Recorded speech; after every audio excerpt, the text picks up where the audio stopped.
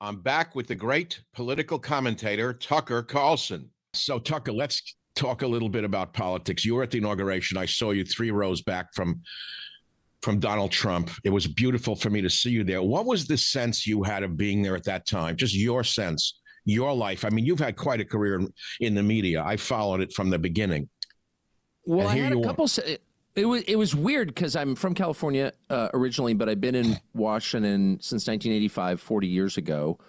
And I left after 35 years because of Donald Trump, and I was perceived as close to Trump, and you know, it basically was impossible to live there because of the hostility and the violence. So, but what I really was struck by, just knowing the city as well as I do, I spent my whole life there. I didn't talk to one person who criticized Trump. I didn't meet one person who didn't like Trump.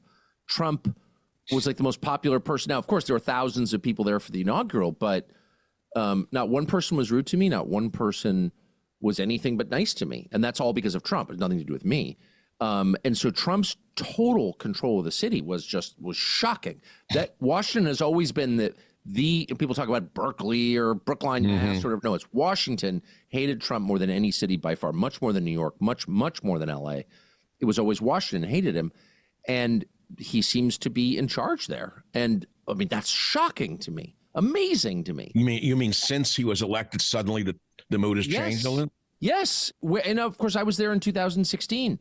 I was at his inaugural in 2017, and it was just the opposite. Not only were there protesters, but and a lot of them, hundreds of thousands of them. Yes, I remember that. There were also, the people who live there who I know, and you'd run into them and they would sort of curl their lip at you or not acknowledge, that Trump had been elected. I mean, there was a lot of anger and hostility, and I experienced just the opposite this time. So that is, I'm still thinking about it and what it means. As for the inaugural itself, the inauguration, it was moved inside, supposedly for reasons of weather, which I don't think anyone thinks that's true. I don't. But in any case, it was in the rotunda, which is very small compared to, where it is normally held outside the Capitol. And so it was a tiny venue comparatively. And here you have, the entire Senate, the entire Supreme Court, every member of the Supreme Court. You have, probably 150 or 200 guests total. And then you have, the people who run the tech industry right on stage next to each other. The head of Apple and the founder of Google, the current president of Google, the head of Facebook, Meta, and then Elon. It was just like watching the dynamics. And then, of course, the former presidents and their spouses. So with the exception of Michelle Obama. So watching the interplay, people looking at each other, all very tight quarters, was like fascinating. Joe Biden, who I know just from living there, sees me, walks out, sees me, gives me this huge smile. Of course, because he recognizes me, but he has no idea who I am. The fact that Joe Biden smiled at me like that and kind of gave me the sort of, hey, man. You were there. I was not there. I watched it from the comfort of my home in San Francisco, out here in the West Coast. It was beautiful to be there and not be freezing. And of course, I wanted to be there. I got to show you something that you're going to love. I have this pen. I'm sure you got many of these from the big man. There you go. You have one of these? You have one? Yeah, those are cool. So I visited him. It was a big thrill for me to be at that desk, which came off. People don't know where the official presidential desk originates from. Because you come from an educated background. That desk that he sits at with the Diet Coke button, Donald Trump, came off a great ship, didn't it? Yeah, the Intrepid. Well, all I know is that it was history to sit there and watch him press a button. I was sitting talking with Donald Trump once in 2020, and he presses a red button, and I got frightened. I said, Mr. President, did you just launch a nuclear war? He said, no, I ordered a Diet Coke. I swear, Donald, that's the way he is. He loves to joke. But this is no joking matter. He's got so many things to take care of. You talk about the mood has changed in Washington. I watched that so-called bishop who insulted him and insulted America by attacking him personally. And now he's really pissed off at her, isn't he? What can he do? That was a big thing for me. This is just, I'm one of less than 1 million Episcopalians left in our country, I think. I grew up in that church. Relatives who. What is that? What is that church? Which church is that? That church it's called the Episcopal Church It's the Church of England in the United States. It was kind of the founding church, to the extent there was one, of our country.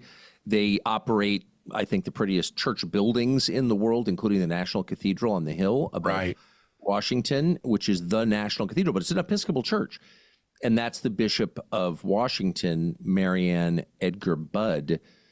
And she's a repulsive person. And I think by doing... How could she be a bishop? Who made her a bishop? The other bispops in the Episcopal church. Yeah, well, they took over the church. We know what happened. They did. And it's mostly...